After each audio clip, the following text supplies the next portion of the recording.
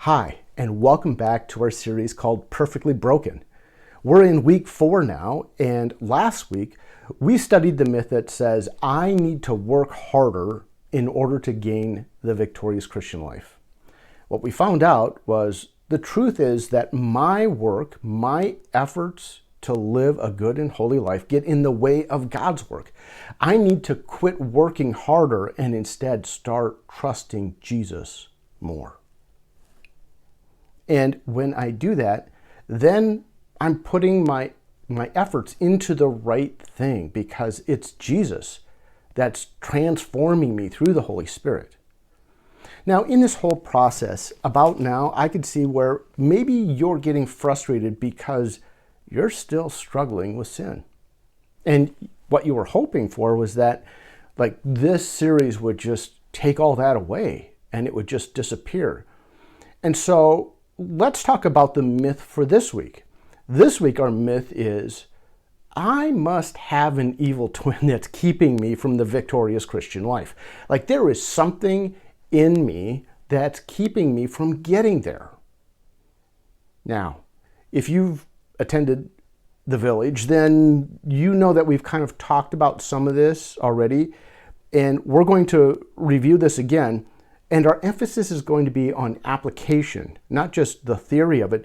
We're going to look at how we can deal with this temptation that we have and not look at it as though we have an evil twin, but to see it as our flesh.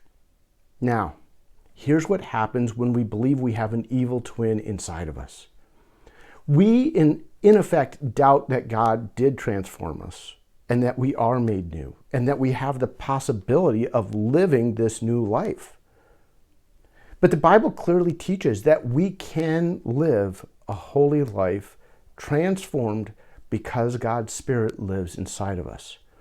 And this myth distracts us from the real process and the real issue that's keeping us from the victorious Christian life.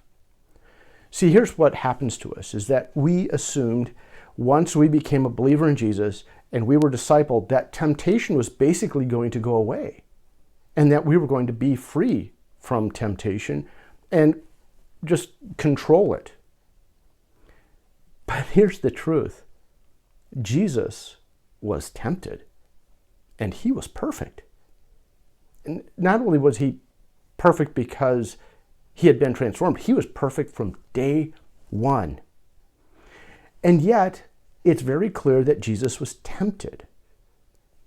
In Matthew chapter 4, it talks about Satan tempting him. And then just before Jesus goes to the cross, he's tempted to not follow through and prays that God would give him a way out. And so there's these temptations that he has to face despite the fact that he's perfect. Now, let's go back to the fact that we have been perfected, that we have been transformed completely from the inside out. Well, for instance, this is Colossians chapter 3, starting at verse 1, and it says, "Since then you have been raised with Christ, set your hearts on the things above, where Christ is seated at the right hand of God. Set your minds on things above, not on earthly things. For you died, and your life is now hidden with Christ in God." So the Apostle Paul teaches us that when Jesus died, we died. That the evil part of us, that evil part of our spirit, died with Jesus. And that God infused his Holy Spirit inside of us. Now, does the Holy Spirit ever get tempted to sin? Does the Holy Spirit ever not stand up and do what's right? So when we're tempted to sin, it's an indication to us that we're not operating out of the Holy Spirit placed inside of us. It's like this warning. It's like this opportunity for us to go like, wait a minute, I'm focused on the wrong thing. Here's how I'd like you to think about it. I had this old laptop, and Windows gets old after a while and they don't support it anymore, and the laptop was creeping along really slowly. And there's a bit of nerd in me. And so what I did is I downloaded this free like Windows program. It's based on Linux. And I put it on this computer. And every time that I started up that computer, it would give me the choice to either open up Windows or open up this other program. It was called Ubuntu. Now, when I opened up Ubuntu, that computer was lightning fast. And it did everything that I wanted. But when I opened up Windows, it was slow and groggy and, it was frustrating. And so it's like I could operate under Ubuntu, which was fast, or I could operate under old Windows, which was slow. And the same is kind of true for us. Like our flesh wasn't reprogrammed. Our flesh is still broken. That's why we're going to leave it here when we die, and our spirit is going to go to heaven. Our spirits have been transformed.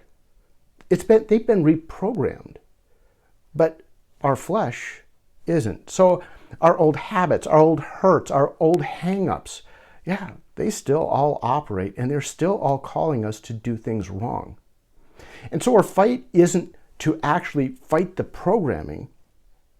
Our job is to switch programming. Instead of operating under our old sinful flesh, we're called to operate under the Holy Spirit.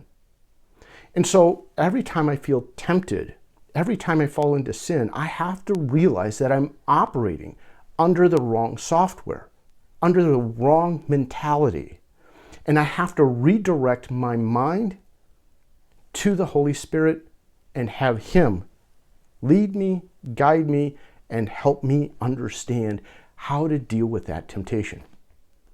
Now, the Apostle Paul is going to talk more about these two mindsets, the mindset of the flesh and the mindset of the Holy Spirit.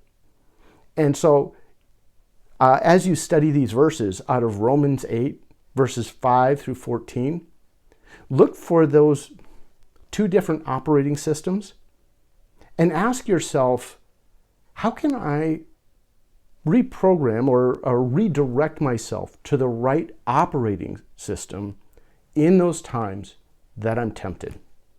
All right, huddle leaders, take it away.